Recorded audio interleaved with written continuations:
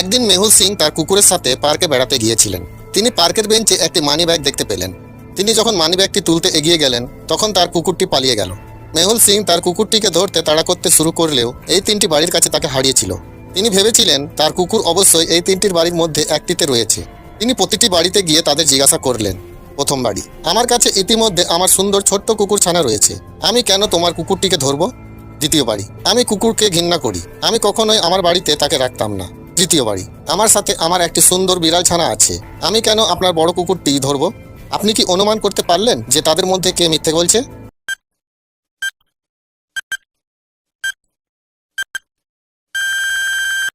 আপনি যদি উত্তরটি বুঝতে পেরে থাকেন তাহলে কমেন্ট করে জানান।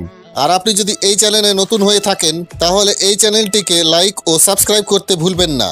তৃতীয় বাড়ির ভদ্রমহিলা কিভাবে জানলেন যে মেহুল সিং এর একটি বড় কুকুর ছিল? সে কুকুরটিকে ধরে নিয়েছিল।